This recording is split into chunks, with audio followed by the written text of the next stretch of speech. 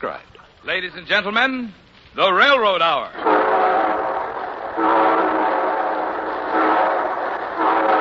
And here comes our star-studded show train.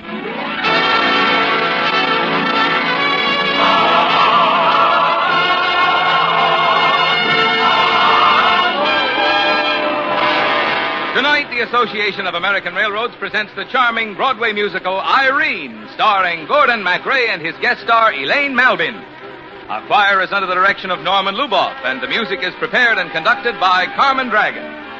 Yes, tonight another great musical success is brought to you by the American Railroads. The same railroads that bring you the food you eat, the clothes you wear, the fuel you burn, and a multitude of other things you use in your daily life. And now, here is our star, Gordon MacRae.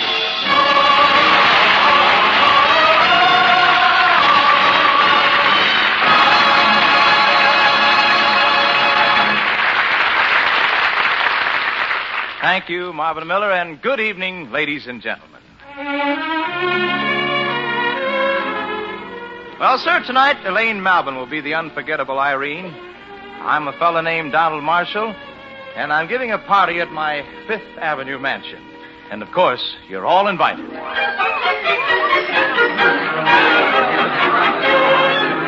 Our latest fad here on Fifth Avenue is tracing our family backgrounds. You mean genealogy, Bob? That's right. Climbing up our family trees until we find William the Conqueror. Sometimes you climb your family tree and all you find is bark. That's called barking up the wrong tree. In the art of genealogy, we find the pedigree of your family tree. And if it's what it ought to be, the tint of blue is flowing. If you want to find an uncle or a cousin or an aunt, we knew your tree when it was a plant. We can make them what your family can't, with a coat of arms worth showing. Please, Professor, wait. Professor, tell me, when the Mayflower sailed on that day in June, and our grandparents left on their honeymoon, did they travel first cabin and sleep till noon? Or were they on second cabin? Underneath the branches of our spreading family tree, come along with me and meet your grandpa's lovely relations. Peep beneath the covers of our ancient history. Underneath the branches of our spreading family tree. Don, I'm glad to see you're taking an interest in this new hobby. Breeding always shows. Oh, I don't know, Bob. Don, you've got to help me. With what? Well, I've put a lot of money into a new shop, a modiste, Madame Lucy. I brought her here from Paris, but nobody's heard of her yet. Well, what can I do? Well, get some of your good-looking girlfriends to wear Madame Lucy's clothes, where other people will see them. Oh, Bob, I couldn't ask a gal to change her modiste. She might think I don't like her clothes. I beg your pardon, Mr. Marshall. Yes, Clarkson? There's a girl from the shop about the seat cushions on the veranda. Oh, I'll be right out, Clarkson. Excuse me, Bob. Yes, of course. Well, I don't know what they're all so upset about. These cushions seem okay to me. Well, hello. Hello. Mr. Marshall here wished to complain about the cushions. Clarkson. Yes, Mr. Marshall. You can go. But the complaint... I have no complaint. Yes, sir. Well, what's your name? I'm the girl from the shop, Irene O'Dare. I know your name, Marshall. Do you know that you're one of the loveliest girls I've ever seen?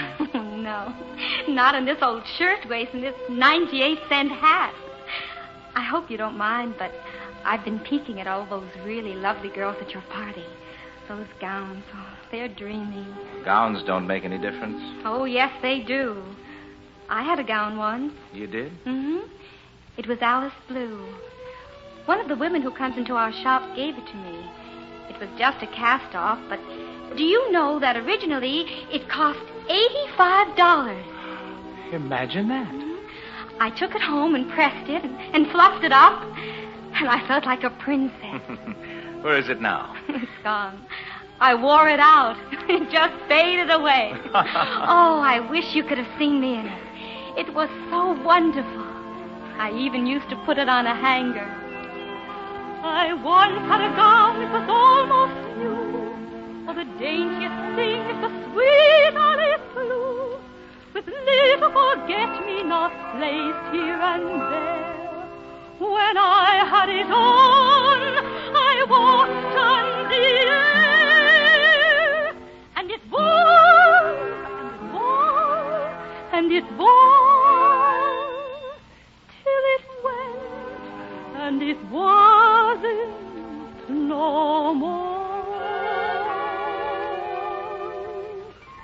In my sweet little Alice Blue gown, when I first wandered down into town, I was both proud and shy, as I felt every eye, but in every shop window I'd primp passing by. Then in manner of fashion I frowned, and the world seemed to smile all around. Till it wilted, I was always adore it, my sweet little Alice Blue gown. Then in manner of fashion she frowned, and the world seemed to smile all around. It wilted, I wore it, I'll always adore it, my sweet little Alice Blue gown.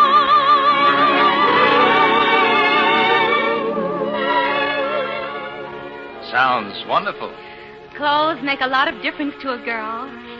Even if I do live on 9th Avenue, I love beautiful things. I've got a great idea. Listen, I'm going to see that you get not $85 dresses, but $300 dresses. $300? Irene, have you ever heard of Pygmalion and Galatea?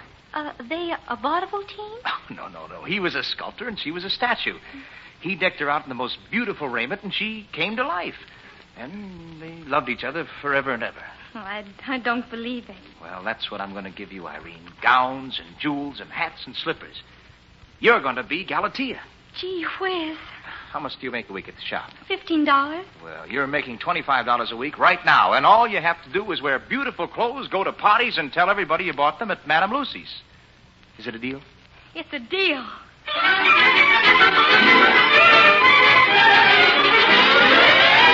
No, I'm putting my foot down. Oh, Mother. Why, a girl in this very tenement house was a model for clothes and hats, and it was her ruin. She got used to fine feathers and wanted to be a fine bird. Well, you know what she turned into? An old crow. All right, Mother, all right. And didn't I have enough experience with your old man? He had to get a job in a distillery. Oh, daughter, did he love his work. Drank everything they made. Never hurt him. Could have killed him. Yes, Mother. Where are you going now with that black look on your face? Just out to sit on the fire escape.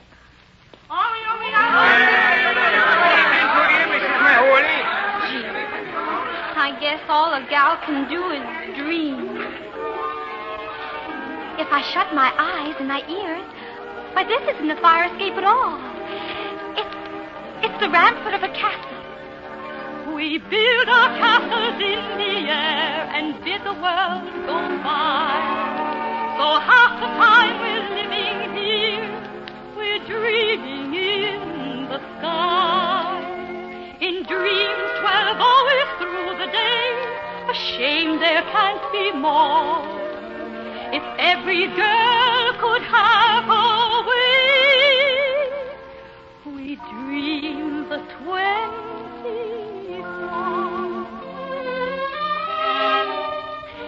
And those aren't garbage cans over there. And that isn't Mr. Mahouly's washing flapping in the wind.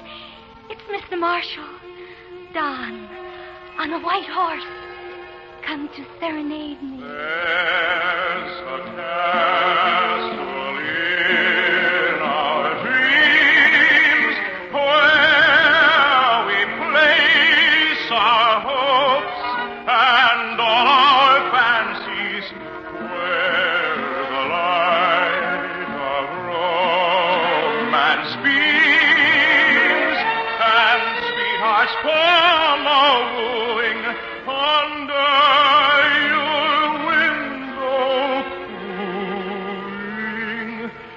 Leave behind our worldly schemes, climb the stairway to the castle of dreams. I don't care what Mama says. I'm gonna be that Galatea gal.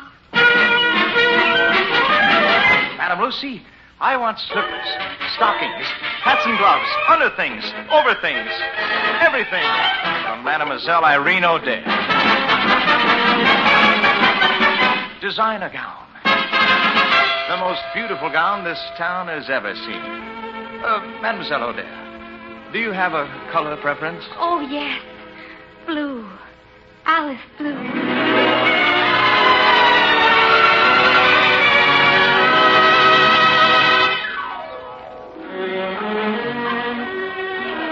Oh, Don, you'll solve my problem. She's sensational. Such poise, such breeding. Oh, yes, Bob. You always said that yourself. Breeding shows. Don, which O'Dare family is that? Huh? The O'Dares. You don't mean it. Mm-hmm. Well. Oh, Don, I tell you, she's so fascinating that I'm positively falling in love with her. All the other men at this party seem to have the same idea. Listen. Gentlemen, please, one at a time.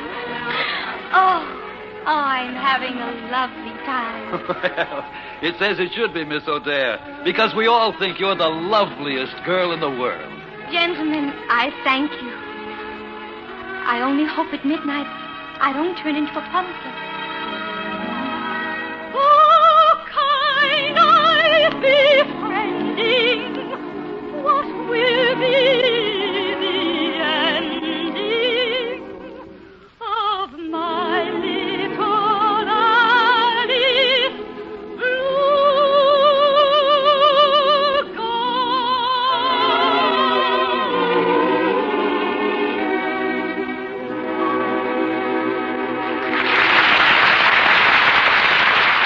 We'll return in just a moment for Act 2 of Irene. Just imagine, if you will, the longest underwater electric power cable in the world, 7 1/2 miles long. Then think of a 525,000-pound base for a huge steel tower. Finally, picture in your mind a tremendous mirror, 17 feet in diameter. Only the railroads, in fact, have the facilities, the flexibility, the ingenuity, and inventiveness to meet the challenge of these modern-day transportation jobs. To begin with, only the railroads' privately financed highways of steel could stand up under such weights. And only on the railroads' privately owned network of steel rails can such outsized loads be moved with safety and efficiency, and without jeopardizing the safety and convenience of motorists. To do these jobs, the railroads have designed and built special cars capable of carrying tremendous weights and furnishing extra feet of clearance. They have, when necessary, torn up their tracks, dug out the roadbed beneath them, and temporarily replaced the tracks at a lower level. And always they have taken full advantage of their extreme flexibility.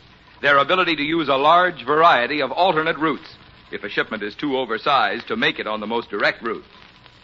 Now, the railroad's ability to adapt their operations and facilities to handle special oversized loads is vital to the nation's economy in peacetime and absolutely essential in wartime. But more than this, the railroad's ability to handle these difficult transportation jobs with the same efficiency and dispatch they use in their day-in, day-out job of hauling the bulk of the nation's freight is a clear indication of why the railroads continue to be the very cornerstone of our transportation system.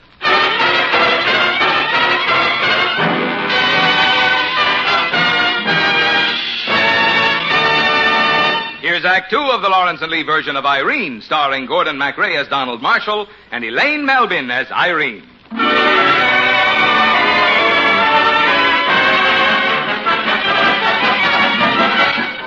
Don, business is booming. Every woman in town is buying her clothes at Madame Lucy's, and all because Irene has been the toast of every party. Well, I'm happy that you're happy. Oh, you have no idea. And Don, I'm in love with the girl, too. I've asked her to marry me. You have? What'd she say? Oh, she said she'd let me know. Meanwhile, I've been investigating her family tree. Oh? What'd you find? I've had the top genealogy expert make out a chart. Paid him $500. It proves she's an aristocrat. $500.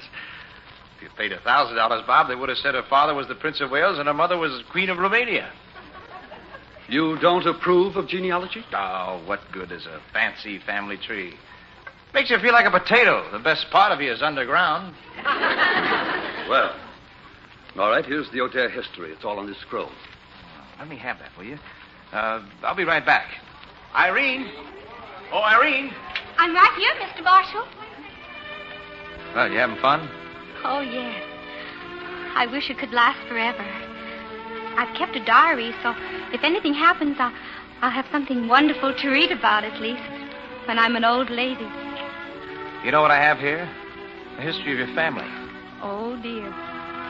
Does it tell about Pop in the distillery? And about Uncle Gus and the Jersey cop? No. It's all about queens and princesses in Ireland. It's all poetry. Here, look.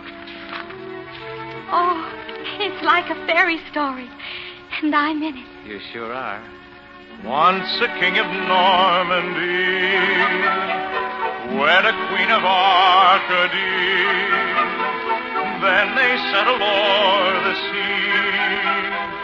Seamus came, then Kathleen. Sham was born, and then Eileen. Michael came before Irene.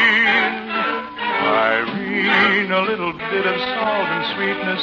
Irene, a dainty slip of rare completeness. Mannerism, magnetism, eyes of youth inviting. Dancing by with glancing eye, the flush of her exciting. Siren, the sword who captures hearts to charm them. Careful, beware. Now she's here, now she's there, followed by her set. Up she goes, down she goes, everybody's pet. Near or far, there you are, captured in the net of Tippity Witch Irene O'Dare. Irene, a little bit of salt and sweetness. Irene, a dainty slip of rare completeness. Mannerism, magnetism, eyes of youth inviting. Dancing by with glancing eye, the flush of her exciting. Siren, the sword who captures hearts to charm them. Careful, beware. Now she's here, now she's there, followed by her set. Up she goes, down she goes, everybody's pet. Near or far, there you are, captured in the net of Tippity Witch. Tippity Witch Irene O'Dare. Gee, that's so nice. Oh, I wish it was true. I wish it was for real. I hate masquerading when I'm with you. But I'm the one who made it all up. That pig guy. Pygmalion. Yes. Did his gal ever have to go back and be a statue again? Or could she keep on pretending she was a girl and keep on being in love with him? Well, I think he was the one who had to pretend.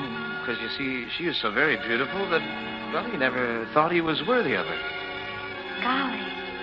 To be worthy, just a little while in the sunlight of your gentle smile. All you'd ask for, any task for, I would give, yes, my heart and always. But remember, little butterfly, as she fluttered in the garden, early triumphant any flower might change any fickle hour. Who'd wander there in a garden fair? Soon she must fly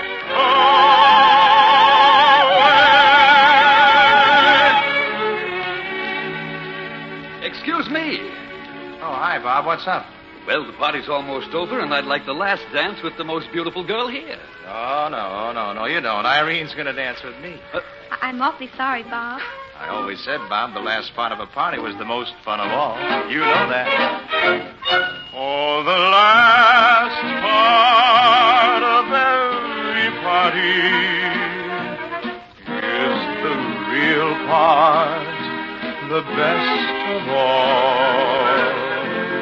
Those who tarry raise old Harry as the wee arms are growing small. Telling first names, playing love games. Fancies changing as best can call.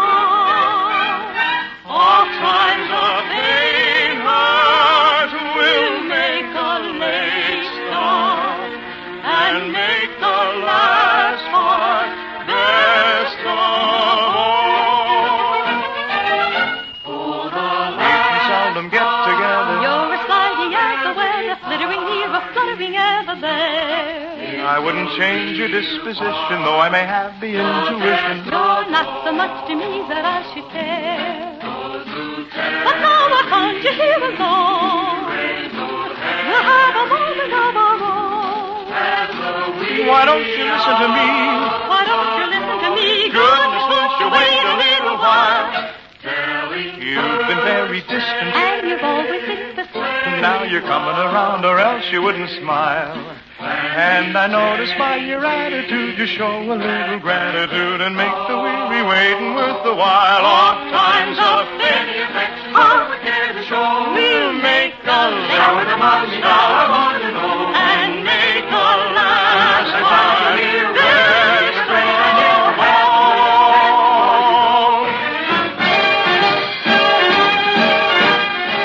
Stop these highfalutin shenanigans. Hold everything. Just exactly what's going on here. Mother! Mother? Mother, how did you get here? That fine Irish cab driver who snoozes on the corner of 8th Avenue told me where you'd been hieing to, me fine lady. So this is why you quit your job in that shop, to mix with these swells. I'll come home with you right now, Mother. I should think so. Get out of those fine feathers and come back to your roost on 9th Avenue. Irene. Don't say anything, Don. Please. Well, this certainly changes the whole picture. I obviously can't marry you now. Well, nobody asked you to. Irene, what if a guy like me stood in line and waited, and maybe someday if she thought he was good enough for her, then maybe she'd want to go through life with him? Do you hear that, Mama? Mr. Pygmalion here is asking me to marry him. It sure sounded that way. Oh, you have lovely ears, Galatea. Oh, the saints preserve us. Look at them, too. They're in love. Oh, yes, Mama. And it's just like in a fairy tale. There's a castle in our dream. There we place our hopes and all our fancies.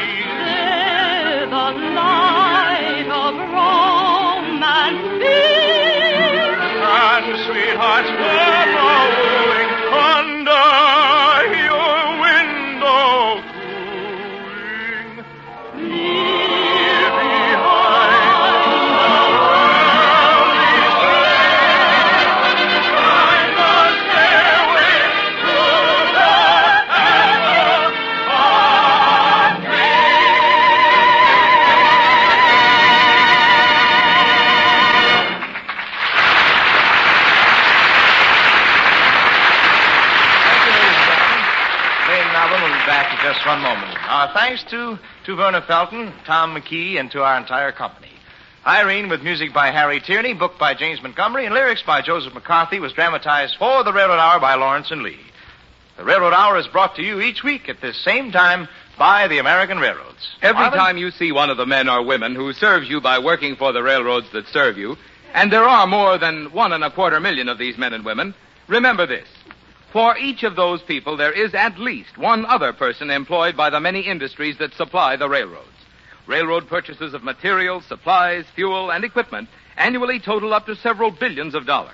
They represent a realistic cross-section of the output of American industry and agriculture. The result is that in providing the nation's #1 transportation system, the railroads not only create millions of jobs, but they are also one of America's best customers. Oh, thank you very much, Marvin. And now, folks, here again is the lovely Elaine Malvin. Thank you, Gordon. Where are you taking the show train next week? Well, you just listen. We are the Musketeers. I know. You're going to be one of the 3 Musketeers. No, you're wrong, Elaine. I'll be the 4th Musketeer. And Dorothy Warrenshow will be with us to fill the air with music. We'll all be listening. Good night, Gordon. Come back soon, Elaine. All aboard! Well, dear friends, it looks as though we're ready to pull out. And so until next Monday night, and 3 Musketeers, on behalf of the other members of the cast and of the American Railroads, this is your friend Gordon MacRae saying good night.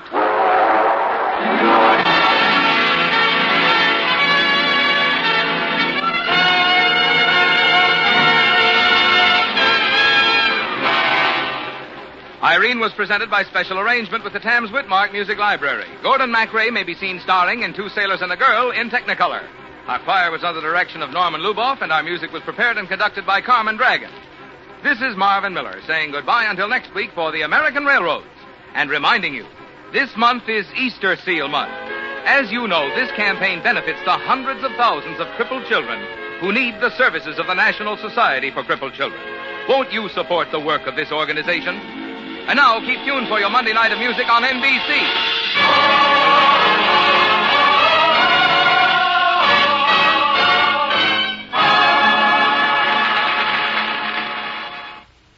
Transcribed. Stay tuned now for the telephone hour with Barbara Gibson on the NBC Radio Network.